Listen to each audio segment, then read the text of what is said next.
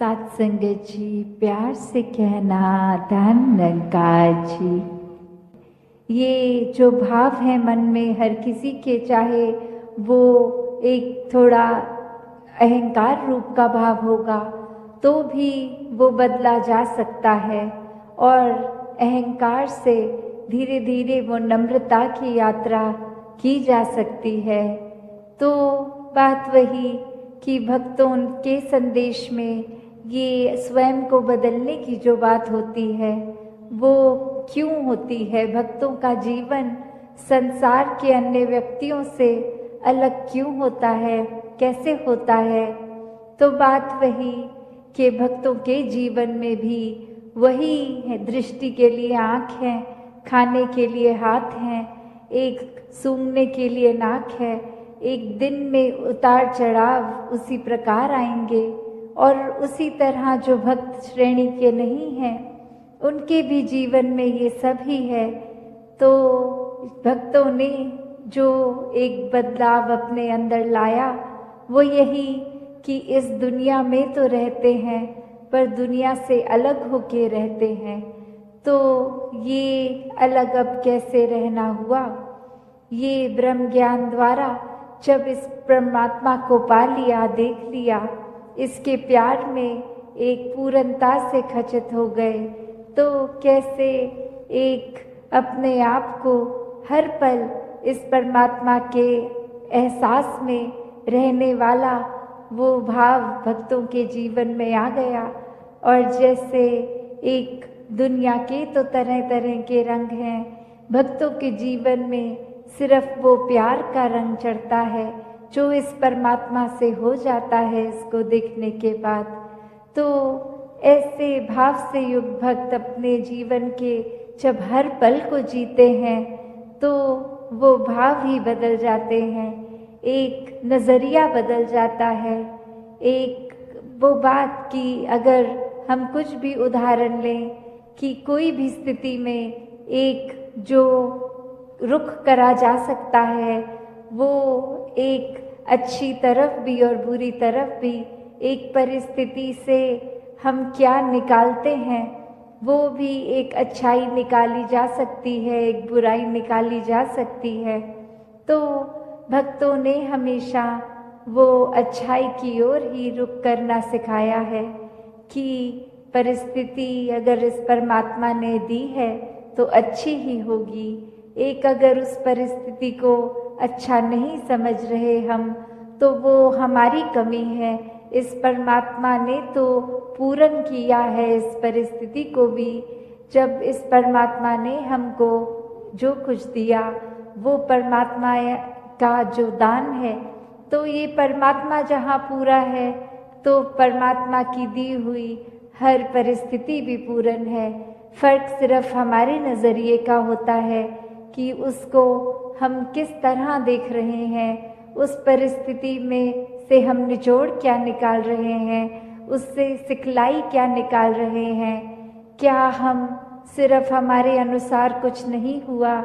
तो उसके वजह से इस परमात्मा को ही कोस रहे हैं, या ये भी मान रहे हैं कि ये ही हमारे लिए बेस्ट है और कैसे इसमें वरदान छुपा हुआ है। तो एक ये नज़रिया भक्तों ने हमेशा से जो जिया कि आध्यात्मिक पहलू अपना हर किसी ने जहाँ एक बहुत ही उस नज़रिए का बनाना है कि जीवन में ये शरीर मिला है, ये मटीरियलिस्टिक वस्तुएं मिली हैं, घर बार रिश्तेदारी बहुत कुछ मिला है, तो क्या इसी में पूरा समय रहकर इस परमात्मा के लिए समय नहीं निकालना, या फिर एक चुनाव अपना है कि इस परमात्मा के प्यार के रंग में ऐसे रंगे जाएं कि कोई दुनियावी रंग फिर छू नहीं सकता। ये पक्के का रंग, ये एक हर समय रहने वाला रंग, और इस रंग को जिसने भी अपने ऊपर लगाया वो हमेशा के लिए आनंदित हो गए। एक जीवन हर समय के लिए झूम झूम के जिया गया। और वो फिर बात कि भक्तों के जीवन में भी विपरीत परिस्थितियां आईं तो भी उन्होंने कभी इस परमात्मा से विश्वास नहीं तोड़ा। तो बात वही कि परमात्मा के प्यार में जो रंग जाते हैं वो खुद ब खुद बदल जाते हैं। एक सामाजिक रूप से चाहे रहन सहन वैसा ही रहेगा जैसे ये परमात्मा के प्यार से पहले का था, वो एक शक्ल आकार सब सेम रहेगा। सिर्फ और सिर्फ जो बदला जाएगा वो मन के भाव बदलते हैं। तो ऐसा ही बदलाव हर किसी के जीवन में मुबारक बदलाव होता है कि ये एक संसार में जितने भी अलग अलग प्रकार के चाहे इंसानों के साथ मुलाकात होनी और वो एक अलग अलग कल्चर बैकग्राउंड, दिखने में अलग, खान पान अलग, सब तरह से वो एक डाइवर्सिटी रूप, और कैसे वो होने के बावजूद भी सब परमात्मा के साथ जो एकत्व के बंधन में हैं, तो हर एक को एक दूसरे में परमात्मा ही नज़र आता है। और कैसे फिर एक ये एकत्व ही दिल पे हर समय का, और उससे फिर कोई किसी में फ़र्क नहीं दिखता, कोई ऊंच नीच, जाति पाति, प्रांति, कुछ भी फ़र्क नहीं, सब अपने हैं, सब ही पूजनीय हैं। तो कैसे ये परमात्मा का वास तो पूरी सृष्टि के कण कण में है, और वहीं जो हर किसी में भी, और यही परमात्मा को देखना ब्रह्म ज्ञान है कि इस परमात्मा को जब हर समय के लिए ये दिखाई देगा कि हर जगह ही मौजूद है, तो फिर एक जहाँ अपनी भी चेतनता जाग उठेगी। एक जो सच्ची दात है, जो भक्तों ने युगों युगों से समझाई है कि दुनिया भी एक दौलत तो आज है कल नहीं, इसने बदल जाना है, एक माया का रूप बदल जाना है, घर परिवार सोसाइटी सब बदल जाएगा, पर सिर्फ और सिर्फ एक चीज़ जो अपनी जगह में कायम दायम शुरू से थी, अभी भी है, और ये संसार खत्म होने पे भी रह जाएगी, तो वो बस ये परमात्मा, ये निराकार है। तो इस निराकार को पहचान के जीवन में जहाँ फिर वो समझ भी आ जाती है कि जो कुछ इस निराकार ने दिया है उसका सदुपयोग ही करना है, किसी के नुकसान का कारण अपने आप को या किसी वस्तु को नहीं बनाना। मन में भाव हर किसी के लिए एक शुद्ध विचार रखते हुए, हर किसी के लिए फिर वो मन से एक दुआ अरदास कि ये जहाँ किसी के दिन घर में जीवन में एक स्वास्थ्य रूप किसी भी तरह का एक नुकसान हो रहा है, तो वो भी एक भक्तों का दिल तो इस तरह पिघलता है, किसी को देखकर ठीक नहीं है तो उनसे ज़्यादा उनका दर्द भक्त समझते हैं। तो कैसे ऐसे वाले जीवन को मुबारकबाद जीवन कहा जाता है। ये एक परोपकारी जीवन होता है, अपने लिए सेल्फ सेंटर्ड होके, सेल्फिश होके, ये अपने ऊपर केंद्रित नहीं, पूरे संसार की भलाई के लिए भक्त अपना जीवन लगा देते हैं, पूरी ह्यूमैनिटी, पूरी मानवता के लिए ये संसार में आकर।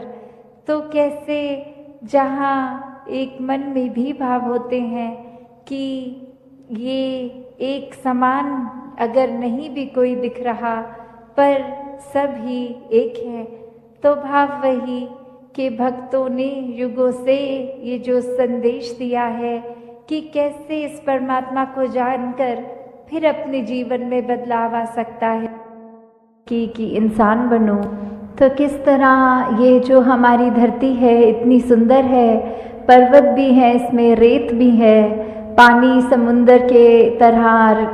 किसी नदी की तरह, या कितना सारा अलग तरीके से पानी भी जहाँ है, तो इतनी भिन्न भिन्न तरह से ये जो धरती में दिखने के लिए तो काफ़ी अलग चीज़ें हैं जिसकी हम सुंदरताएं निहार सकते हैं। तो इसको खूबसूरत ये जो बना रहा है, अगर हम हर एक के गुण भी देखें कि ये जो कुदरत है उसमें अगर जहाँ पहाड़ की जिक्र आ रहा है तो पहाड़ वो कितना ऊंचा, कितना मजबूत, कितना उसमें एक हाइट भी होती है। तो कैसे अगर पानी की ओर देखें तो कैसे नदी नीचे की तरफ आती है और अपने इस सागर रूप में मिलती है। कैसे जो रेत होते हैं ये हवा के साथ मिट्टी की जब बात आती है तो धरती में कितनी खूबसूरती है, हर एक चीज़ की अपने आप में कितने सारे गुण हैं। फिर भी ये आपस में जब रहते हैं आपस में टकरार नहीं करते। और कैसे हम इंसान इसी धरती पे जब आकर रह रहे हैं तो ये सब चीज़ें हमें दिख रही हैं पर हम इसको खराब करने की ओर लगे हुए हैं। ऐसे ही अगर हम अपने मन की तरफ भी झांकें कि कैसे हम एक इसमें संसार में आए तो हैं, चाहे कोई कैसा है, किसी का हमसे फ़र्क है, चाहे कोई दिखने में हमसे अलग है, चाहे वो भोजन अलग तरह का खाते हैं, हम अलग तरह का खाते हैं, या कोई भी ऐसी बात जो हमको एक दूसरे से वो फ़र्क दिखाती है, तो हम अगर उस फ़र्क को फ़र्क की तरह ना देखें, हम उसको ये मानें कि जैसे ये संसार में यूनिटी इन डाइवर्सिटी की बात है, ये जो भिन्न भिन्न प्रकार के जो फूल हैं उनकी अपनी अलग महक है। तो कैसे हर एक चीज़ जो दूसरे से चाहे कितनी भी अलग दिखती है उसकी रिस्पेक्ट इस तरह करनी, उसका सम्मान इस तरह करना कि ये बिल्कुल हम जैसा है, हमें तुच्छ भाव से नीचे दृष्टि से नहीं देखना, हमको उसकी जो भी खूबसूरती है, जो भी गुण है उस व्यक्ति में भी वो गुण सिर्फ ग्रहण करने हैं। तो कैसे ये ही वही उदाहरण कि चाहे पहाड़ है, चाहे नदी है, चाहे रेत है, तो ये सब चीज़ें जब आपस में एक दूसरे से अपनी तुलना नहीं करती या दूसरे को ये नहीं दिखाती कि हमारा काम तुमसे ज़्यादा इम्पोर्टेंट है या हमारे अंदर ज़्यादा महत्वता है तुमसे, तो हम इंसान क्यों ये गलती कर जाते हैं जहाँ स्वयं को श्रेष्ठ मान लेते हैं। अगर उदाहरण के तौर पे हम अपने हाथ की ओर भी देखें तो हर उंगली दूसरी उंगली से अलग हाइट की है। अगर हम कोई कार्य कर रहे हैं तो जैसे अगर हमें कोई कुल्हाड़ी या कुछ पकड़ना है तो पूरी मुट्ठी का काम उससे आता है। अगर हमें भोजन करना है तो हमारी 3 उंगलियों का ही काम आता है। अगर हमें फ़ोन पे टच स्क्रीन पे मैसेज करना है तो वो सिर्फ अंगूठे से ही काम हो जाता है। तो हर चीज़, हर उंगली, हर कार्य एक अलग महत्वता है हर उंगली की। तो किसी ने अपने हाथ में ये हमें कहा नहीं कि देखो हमारा काम तुमसे ज़्यादा इम्पोर्टेंट है। तो कैसे हम फिर भी एक कलाई से निकलते हुए ये जो भिन्न भिन्न दिखने वाली उंगलियां हैं हमारे हाथ में, ये जब एकत्व की तरह इकट्ठे एक हाथ में रह सकती हैं, दूसरे को कोई नीचा नहीं दिखाती, फिर भी जो अपना काम है वो पूरी ईमानदारी से करते हैं, तो ऐसे हम ये मनुष्य का शरीर जो हमारा है तो फिर भी हमारे अंदर वो मनुष्य वाले, मानव वाले गुण क्यों नहीं बस पाते? क्यों हम फिर भी, क्योंकि दूसरा हमसे एक हमारे जैसा नहीं, उससे भेदभाव मन में नफरतें लाद आते हैं? क्यों हम एक सामने वाले व्यक्ति को ऐसे पूजनीय तरीके से नहीं देख पाते, उसकी मिनट मिनट में कोशिश करते हैं कि किसी तरह हम दुनिया के आगे उसकी बेइज्जती कर दें, किस तरह हम उसका इस तरह मजाक उड़ाएं कि अगला रोने को मजबूर हो जाए। तो ऐसे भाव हमारे मन में क्यों हैं? हम इस तरह उस व्यक्ति के अंदर, उसके दिल में ये परमात्मा जो बसा है उसमें हम चोट क्यों पहुंचाते हैं? तो हम अगर यही बात रखें कि किसी ने अपनी सबकी जो भी इम्पोर्टेंस है वो तो हर एक का कार्य, हर एक को यूनिक है, ये परमात्मा ने हर एक को बनाया है, हर एक की शक्ल अलग दूसरे से है। हालांकि ये जो फिंगरप्रिंट्स की भी बात आती है कि किसी का एक अंगूठे का निशान दूसरे से नहीं मिलता, परमात्मा ने तो हमें इतना खूबसूरत, इतना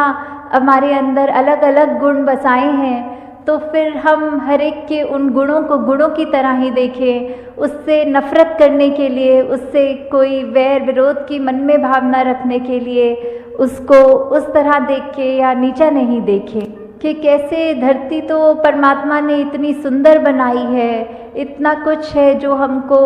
कार्य में उपयोग की तरह आता है, इस धरती से ही निकला हुआ, और फिर भी हम इंसान ये धरती को उजाड़ने चले हैं। और उजाड़ा भी हमने कैसे है कि हमारे ये मन से ही ये नफ़रत की बात जब आई, हमारे मन में अच्छे गुणों की बजाय जब हमने ये बुरी बातों पे ध्यान ज़्यादा डालना शुरू किया, तो ये बुरी चीज़ें हमारे मन में, दिमाग में, व्यवहार में इस तरह हावी हो गई कि वो चीज़ें हमारे कर्मों के अंदर अब इस तरह निकलने लगी कि आपस में हमने सिर्फ जहाँ मन में नफ़रत थी तो अब वो कर्म से, अपने हाथों से लड़ाई झगड़ा भी करना शुरू कर दिया। और कैसे ये चाहे परमात्मा ने धरती तो इतनी सुंदर बनाई, हमने कैसे इसका दुरुपयोग कर दिया, जहाँ हमारे को पेड़ देखें, कुछ भी देखें जो इतने फलदायी हैं, या कैसा पानी नदियों का साफ अच्छा पीने के लिए इंसान का है, तो हमने जहाँ वो पेड़ भी काटने शुरू कर दिए, वो नदी में कचरा डाल के वो पानी पीने लायक भी नहीं छोड़ा। ऐसा कुछ भी अगर इस धरती का हम ये जो नेचर की तरफ से एक सौगात की तरह, एक गिफ्ट की तरह चीज़ मिली, तो कैसे हमने उसी को